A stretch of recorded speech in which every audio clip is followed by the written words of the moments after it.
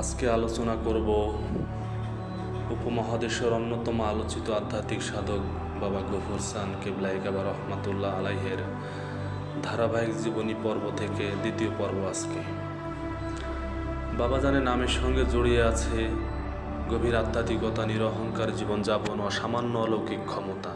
তিনি একজন বুজুর্গ হিসেবে পরিচিত ছিলেন, যিনি বাহ্যিক পাগলামির আড়ালে এক মহাসত্য, ভক্তি ও মানবিক মূল্যবোধের প্রতিচ্ছবি হয়ে উঠেছিলেন।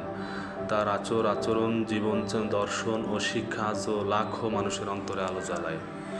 বাবা গফুর চাঁদ কোনো প্রচলিত শিক্ষা বা দুনিয়াবি পদ পদবি অর্জন করেননি, বরং তিনি দুনিয়ার মোহমায়া ত্যাগ করে সম্পূর্ণভাবে আত্মিক উন্নতির পথে নিজেকে নিবেদিত করেন। সাধনার শুরুতে তিনি দীর্ঘ সময় নিঃসঙ্গ জীবনযাপন করেন, জিকির আজকারে ডুবে থাকতেন। খাবার দাবারে আগ্রহ ছিল না বললেই চলে।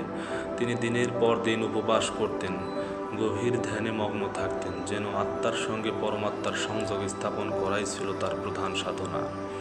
তিনি বলতেন, এই দেহ পাঞ্জার ভেতরে আলোর খোঁজ করো। বাহিরের খোঁজে আত্মা নিঃশেষ হয়, অন্তরের খোঁজে আত্মা মুক্তি পায়। তার এই দার্শনিক বাণী মানুষকে আত্মশুদ্ধির দিকে আহ্বান করে। হুজুর কেবলার জীবন ছিল দারিদ্র সীমায়। তিনি কখনো নিজের জন্য কিছু রাখতেন না। যা পেতেন অকাতরে তাই দান করে যেতেন। ধন সম্পদ, খ্যাতি, রাজনীতি বা কোনো দুনিয়াবি প্রভাব প্রতিপত্তি তার মন ছুঁয়ে যেতে পারেনি।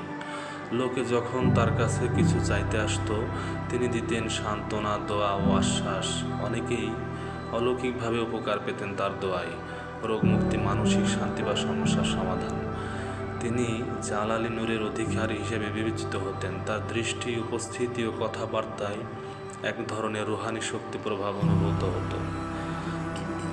হুজুর কিবলার সবচেয়ে বড় শিক্ষা ছিল মানবতা ও নির্লোভতা। তিনি শেখাতেন, সত্য কথা বলো, কাউকে কষ্ট দিও না, অহংকার বর্জন করো এবং সর্বদা আল্লাহর স্মরণে থাকো।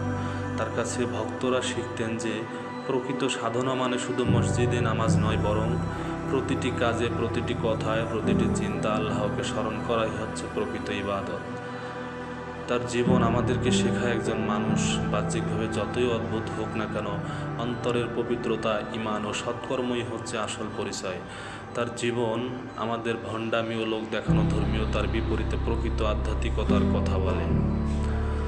আজকের ব্যস্ত, বিভ্রান্ত, দুনিয়া প্রীতিতে নিমজ্জিত সমাজে গফুর চাঁদ বাবার মতো একজন আধ্যাত্মিক পথপ্রদর্শকের শিক্ষা অত্যন্ত প্রয়োজন।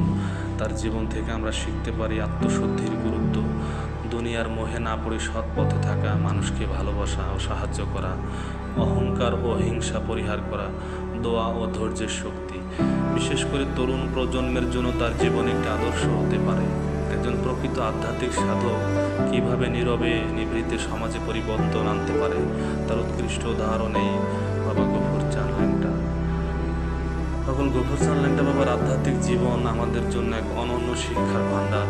তার জীবন ভিত্তিক শিক্ষা শুধু ধর্মীয় নয়, বরং মানবিক, সামাজিক ও আত্মিক বিকাশের জন্যও প্রাসঙ্গিক।